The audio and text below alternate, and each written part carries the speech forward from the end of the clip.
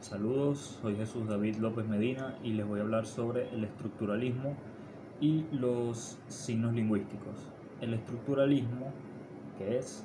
Pues bueno, el estructuralismo es una corriente de pensamiento surgida en el siglo XX que se centra en el estudio de la estructura interna de los sistemas lingüísticos.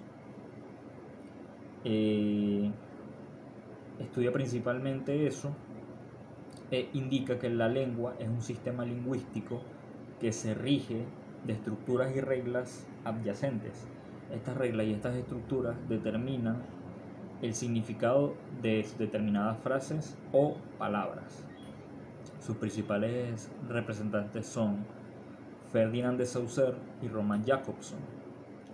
Ferdinand de Saussure fue de los primeros en estudiar la estructura de la lengua y darle importancia y relevancia a los distintos elementos lingüísticos, mientras que por su parte Roman Jakobson desarrolló la teoría de la comunicación verbal. A su vez, dio a conocer los distintos niveles de significación presentes en cualquier acto comunicativo. Paso ahora a definir los tres grandes grupos de estructuralismo o las tres grandes corrientes de pensamiento, que son el estructuralismo lingüístico, el estructuralismo antropológico y el estructuralismo marxista. Paso a definir primero el estructuralismo lingüístico, cuyos representantes principales son de Saussure y Jakobson. El estructuralismo lingüístico estudia la lengua, que es un sistema de signos, determina que la lengua es un sistema social homogéneo, que se diferencia del habla, que es una acción individual, y que es heterogéneo con las lenguas que se interactúan.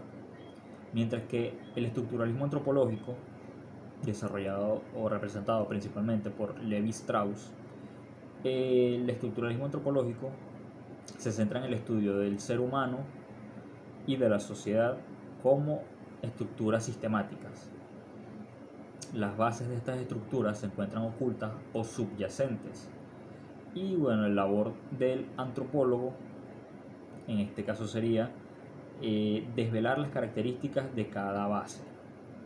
Paso finalmente con la estructura marxista. Representante principal es Althusser y los filósofos marxistas.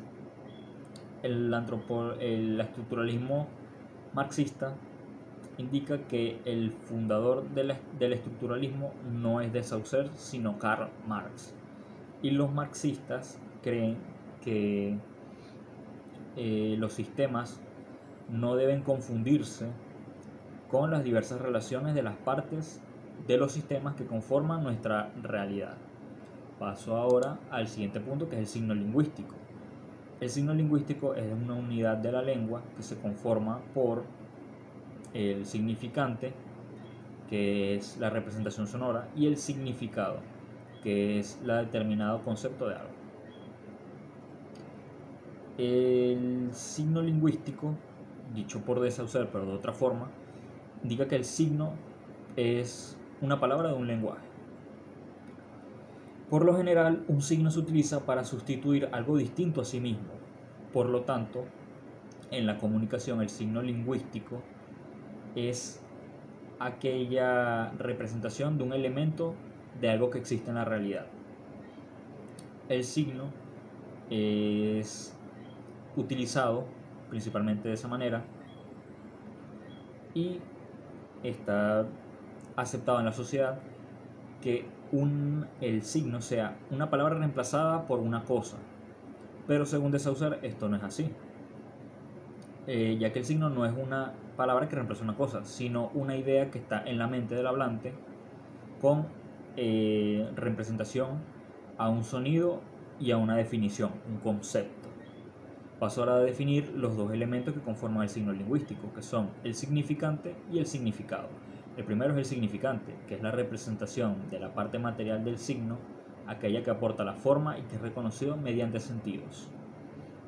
Esto es decir, que es la representación material, la imagen de los sonidos que se necesitan transmitir a través de la comunicación para definir el signo. Mientras que el significado es la representación de la parte material del signo lingüístico, es decir, el concepto o la idea. El significado es algo que realmente no existe, pero que trabaja en conjunto con la mente del hablante, la representación sonora y el concepto de la imagen mental de la definición que se posee. Paso ahora a definir las propiedades de los signos lingüísticos. Según de Saussure, existen estas características para definirlos, que es la arbitrariedad, relación que hay entre el significado y el significante. Es arbitraria, es decir, convencional o artificial. Linealidad, elementos que conforman los significantes en la cadena hablada de orden uno detrás de otro. La mutabilidad, si se estudia una lengua teniendo en cuenta el paso del tiempo, el significado lingüístico puede mutar, puesto que puede adquirir nuevos sentidos, cambiar el significante o desplazar la relación del significante y el significado. Y finalmente la inmutabilidad. Si se estudia una lengua, en un momento específico el signo no cambia, porque la relación entre el significado y el significante tiene que ser estática. Paso al punto final, que son los tipos de signos, que encontramos índice, iconos y símbolos. Paso a definir primero el índice, que son aquellos signos que tienen una relación lógica o causal con su referente en el objeto real, por lo que representa una manera directa. El icono son aquellos signos que se asemejan a lo que representan, es decir, tienen una relación mimétrica o de parecido con el objeto. Y finalmente está los símbolos. Son aquellos signos que tienen un vínculo más complejo con el objeto, porque no es natural, similar, sino algo artificial y cultural. Y es arbitrario. Bueno, eso ha sido todo. Gracias. Imaginemos por un momento que estamos en un viaje donde las palabras no solo comunican, sino que también evocan imágenes, sentimientos y sensaciones en las personas. Esto es lo que hace exactamente el lenguaje poético y estético. Te explico. ¿Qué es el lenguaje poético? El lenguaje poético es un tipo de comunicación que utiliza las palabras de una manera especial para crear belleza, emoción y significados profundos. A diferencia del lenguaje cotidiano, que se centra en transmitir información de manera directa, el lenguaje poético juega con el sonido, el ritmo y las imágenes.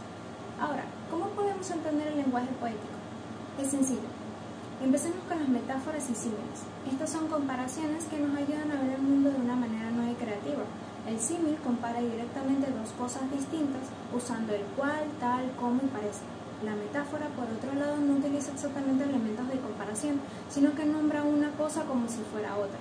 Ahora bien, también lo podemos entender de otras maneras, como sería la aliteración y la asonancia, siendo básicamente la repetición de sonidos que da musicalidad a los versos. Y por último, las imágenes sensoriales, que son descripciones que apelan a nuestros sentidos, haciéndonos sentir lo que se describe. Ahora, ¿qué es el lenguaje estético? El lenguaje estético va de la mano con el lenguaje poético, aunque se extiende más allá de la poesía. Se trata de cualquier uso del lenguaje que busca crear una experiencia artística o bella. Se encuentra en la literatura, la música, el cine y otras formas de arte. Pero, ¿de qué depende exactamente este lenguaje? Solo de tres cositas. El estilo y tono, que es la manera que se eligen y organizan las palabras para crear una atmósfera o una voz distintiva. El ritmo y cadencia, que es el flujo de las palabras, que puede ser suave y lírico o abrupto y energético. Eso depende mucho del efecto deseado. Y también tenemos el simbolismo y la alegoría, que son el uso de símbolos y figuras que pueden representar ideas más grandes. Por ejemplo, en El Principito, la rosa representa el amor y la responsabilidad. A continuación, vamos a hablar sobre la peculiar estructura ausente de Umberto Eco. Pero primero, antes de entrar en contexto, conozcamos brevemente al autor. ¿Quién es exactamente Umberto Eco?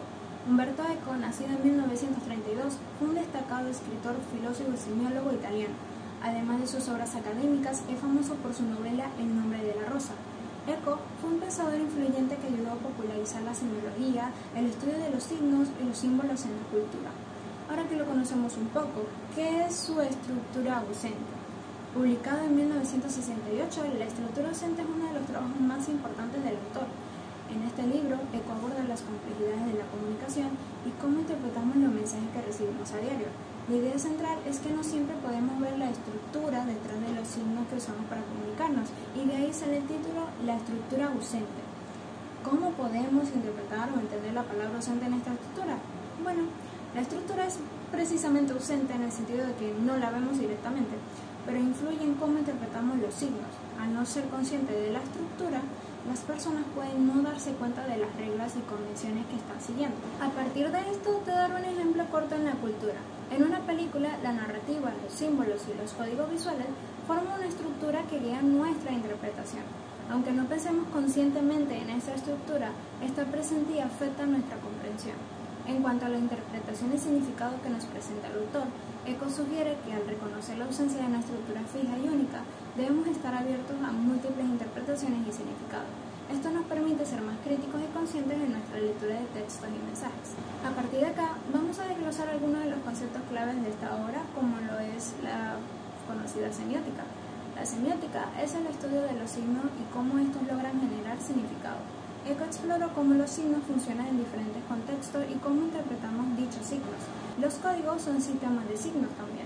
El ejemplo más preciso y básico que puedo darte es el idioma. Se podría considerar como un código porque tiene sus conjuntos de reglas y convenciones. Eco analizó cómo los diferentes códigos nos pueden permitir comunicar y entender los mensajes de las personas que nos rodean. También, el autor nos introduce la idea de la enciclopedia, como el conjunto de conocimientos compartidos que una comunidad utiliza para interpretar signos. Esta enciclopedia no es fija, ya que suele cambiar con el tiempo y varía entre diferentes culturas.